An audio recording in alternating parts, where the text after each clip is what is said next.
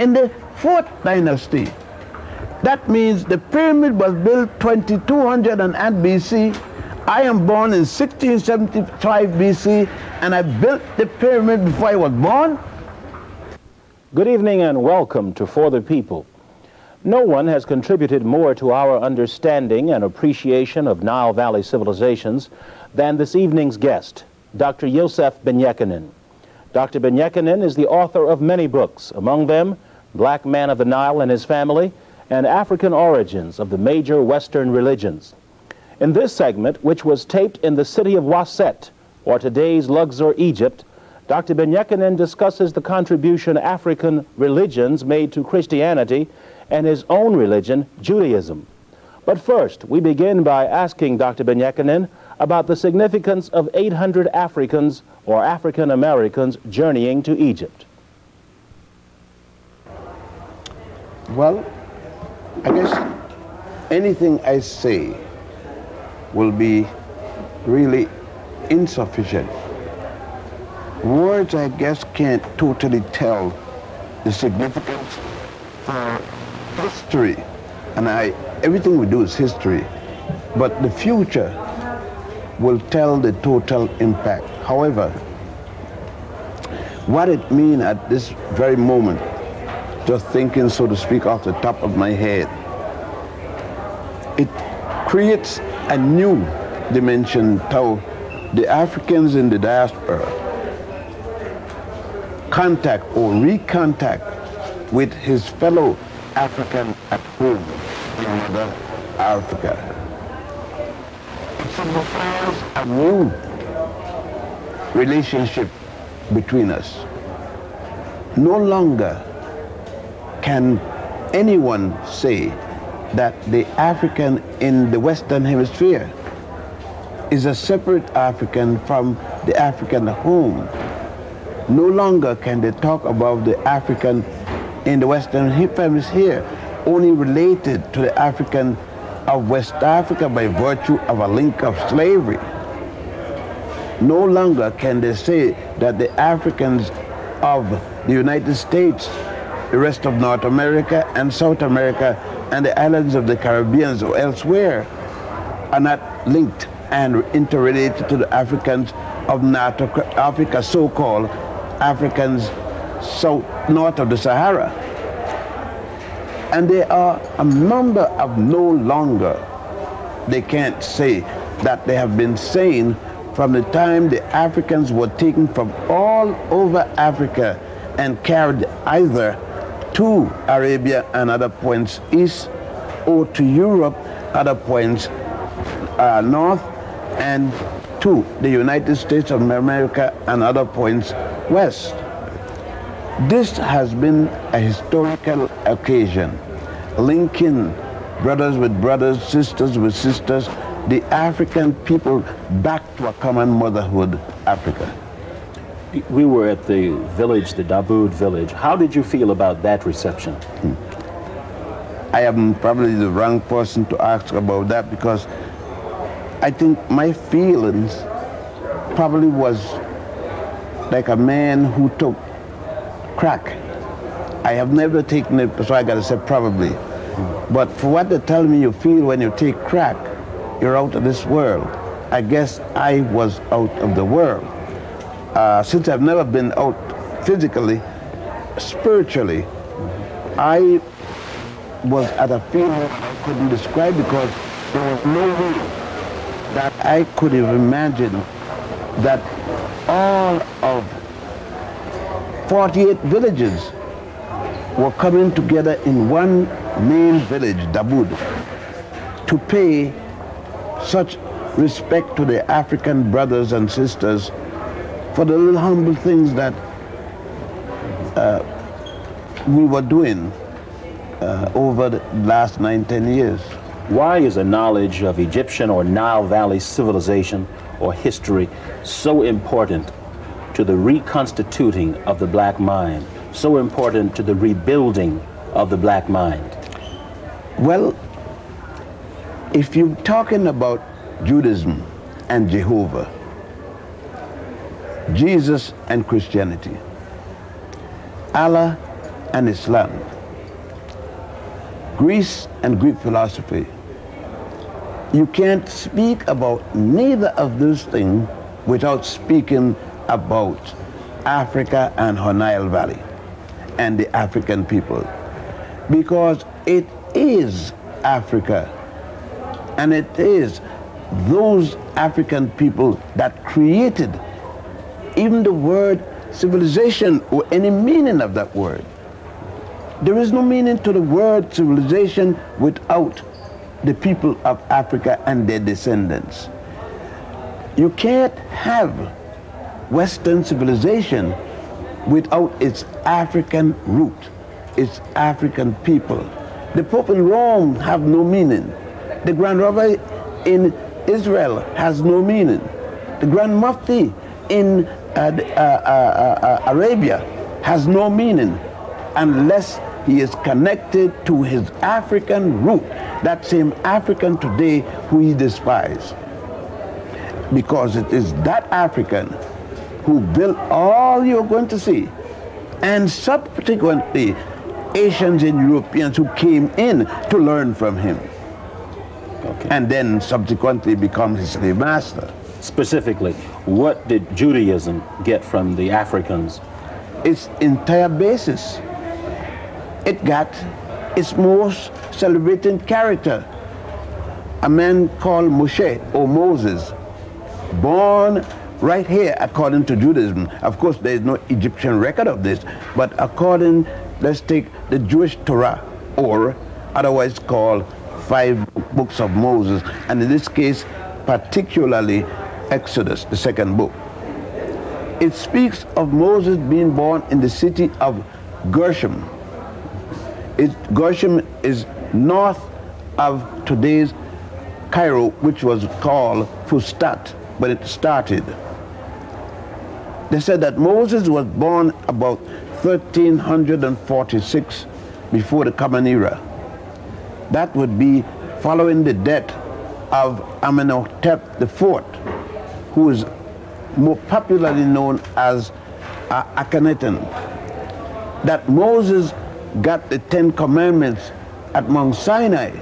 That is folklore, Hebrew folklore, because he would not have gotten anything new.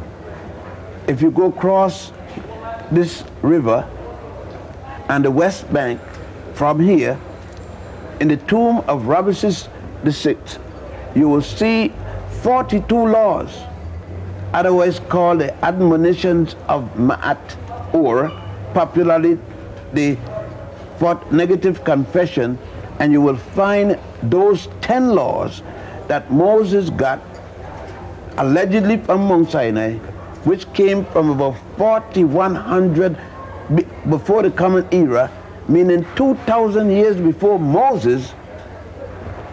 Not only that, they said that the concept of monotheism came from the same Moses, a student of this land, the education system which was centered right up the street here, and in fact down the street here, in a place called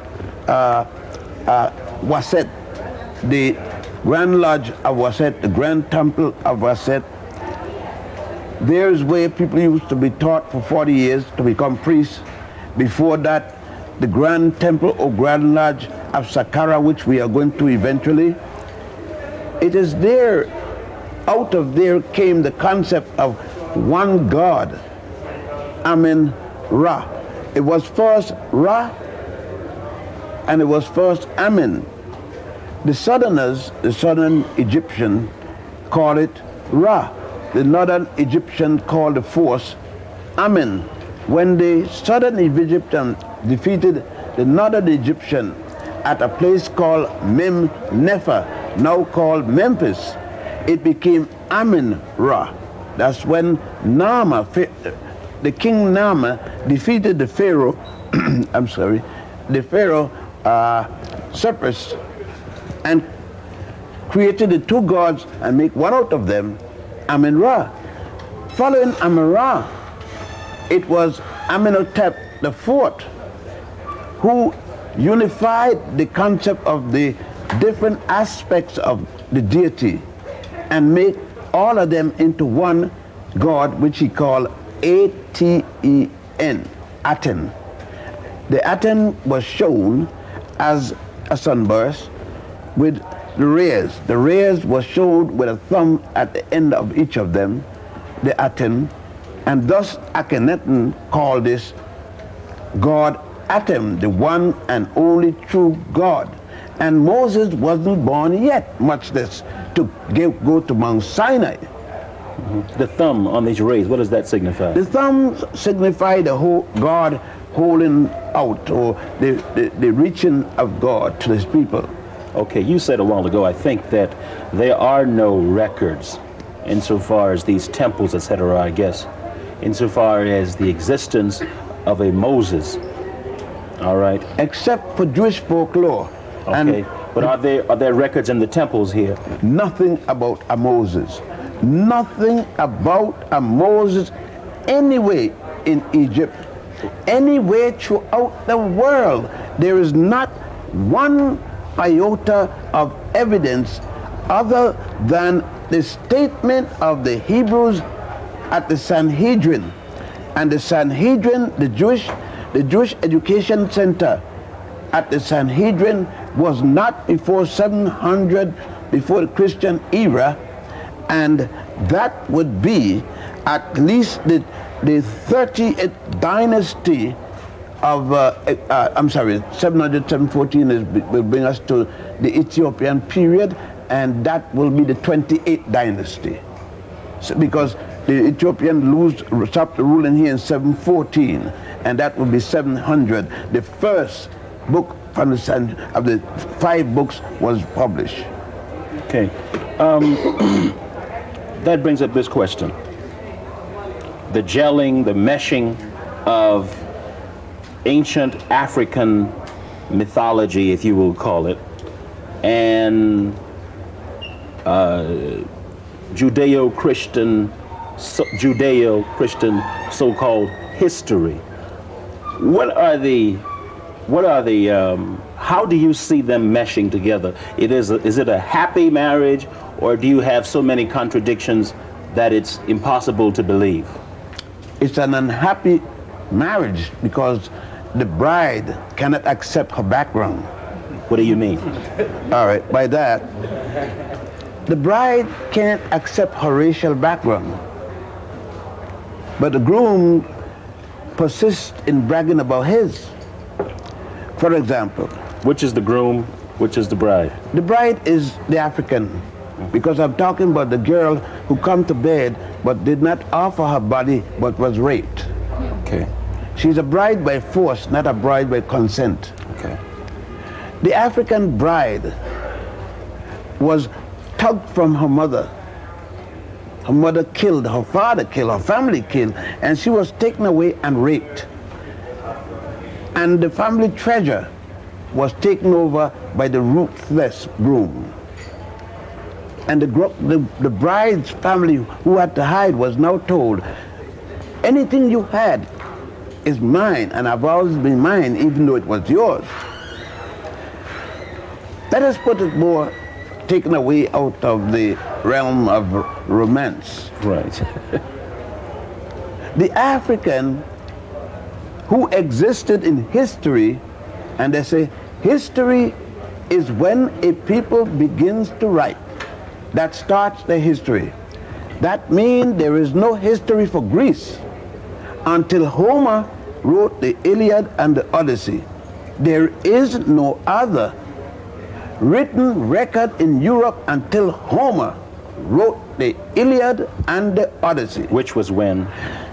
833 before the Common Era. And Homer said in the Odyssey, quote, the gods Zeus and Apollo came from Ethiopia, unquote.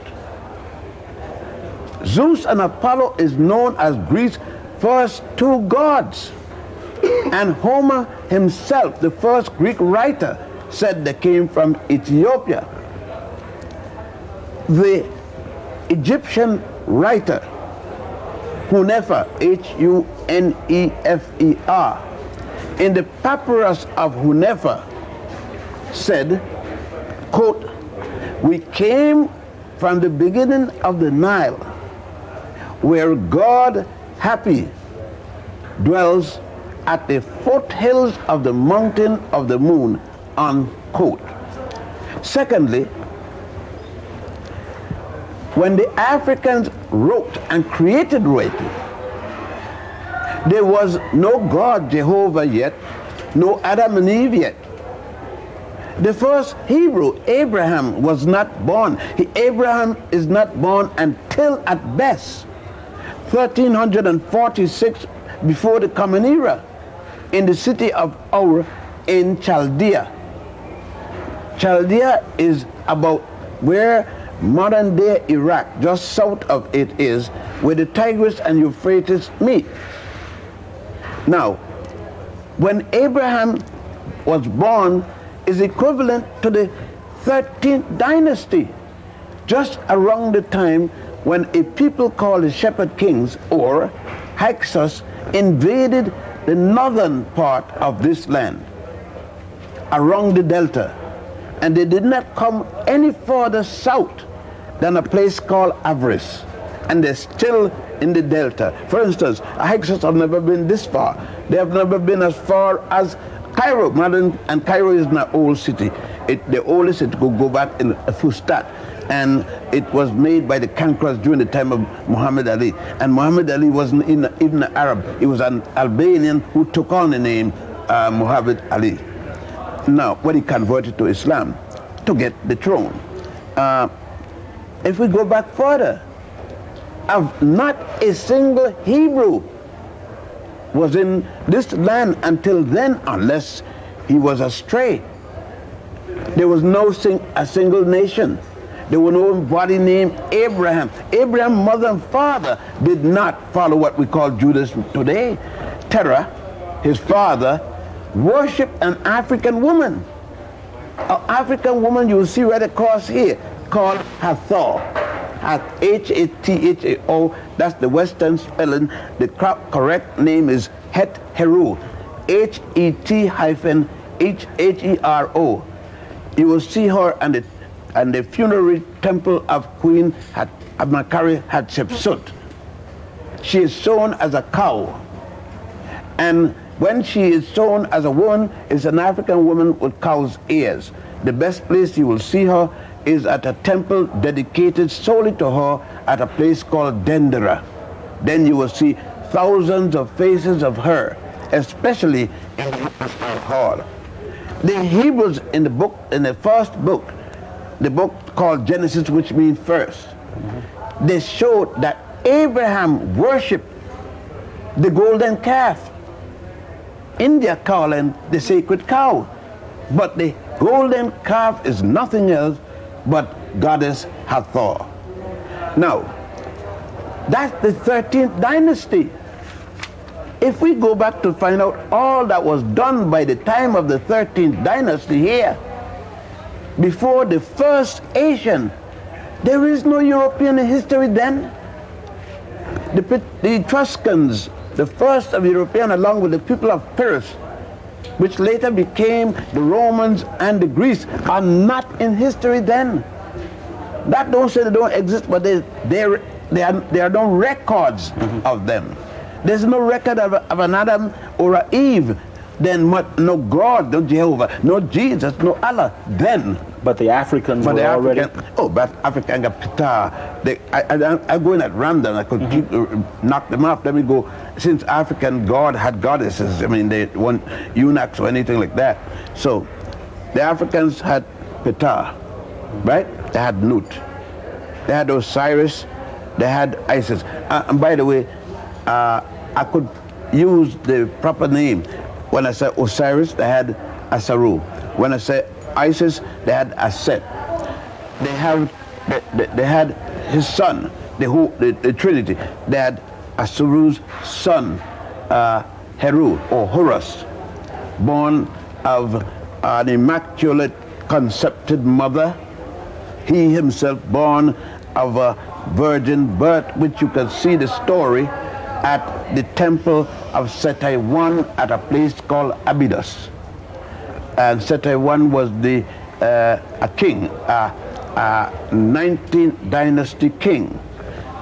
The Africans equally had numerous other goddesses and gods. I wanted to ask this question later on, but I think now's a good time.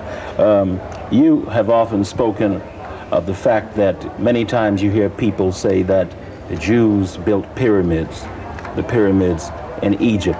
Would you expound on that, please? If you could build a pyramid before you're born, you're more than God. Because even God have never done anything before God existed. You know? Mm-hmm. When they said God created the world, first they tell us God come into being by God's self. So God got to be here to do something here. All right. The pyramids of Egypt, there are 72 total. They're around the central part of Egypt in today's geography. Those pyramids that mostly certain Jewish people go and stand on, such as Mayor Koch came and Begin, Prime Minister Begin came and stood on, that particular pyramid is the one of Khufu, whom Herodotus later came and called Cheops. That pyramid was built in the 4th dynasty.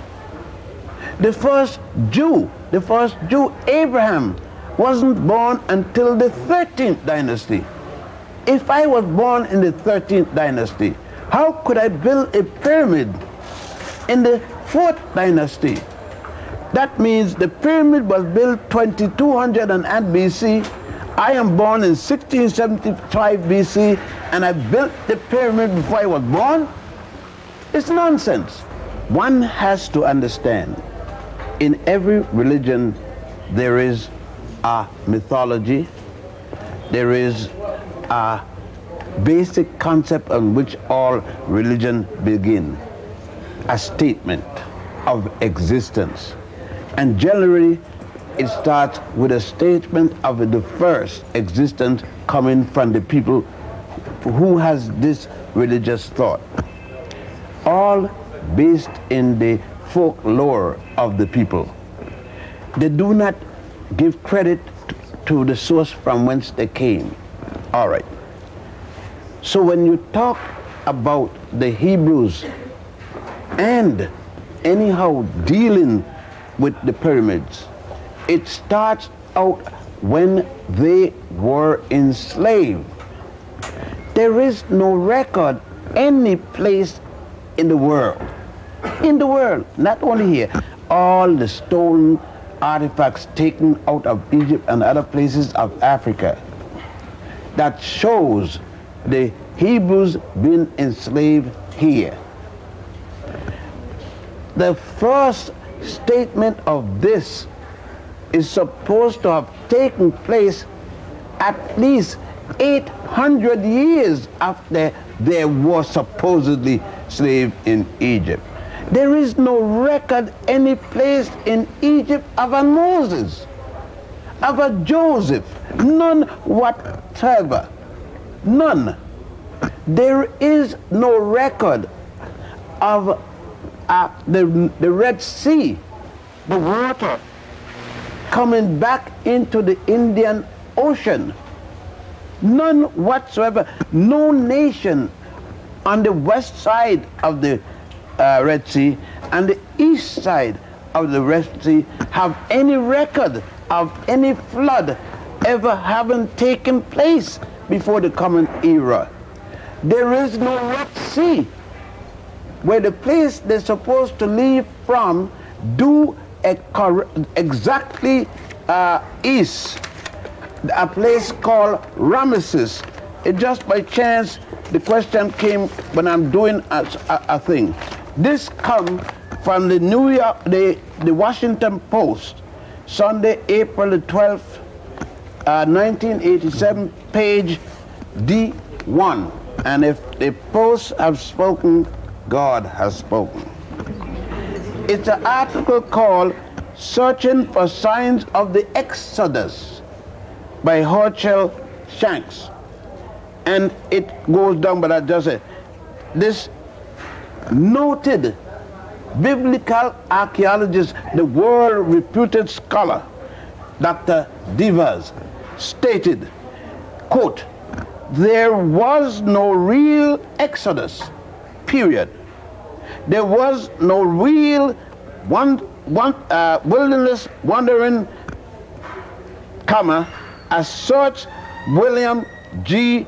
Dever, excavator of the ancient biblical city of Giza between Jerusalem and Tel Aviv, and former director of the Albright School of Archaeology and Research in Jerusalem. The world's most noted authority on biblical archaeology said it's only a statement without any fact whatsoever. Now, what do you think that means, that statement? What do you think that statement means for Africans around the world? What it means is that we're going to have to stop saying, go down Moses, tell old Pharaoh, let my people go.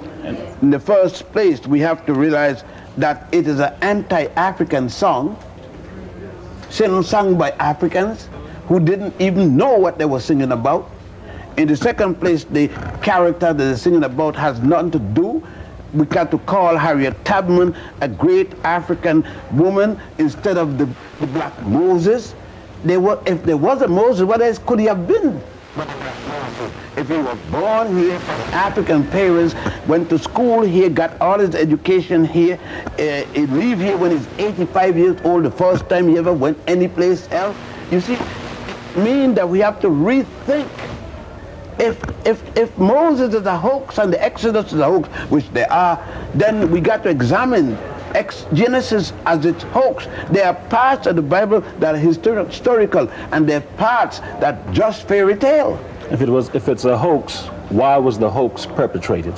The hoax was perpetrated by a people who wanted that identification and had none, and had to take other people's history, distorted to suit themselves, to give themselves an identification. Had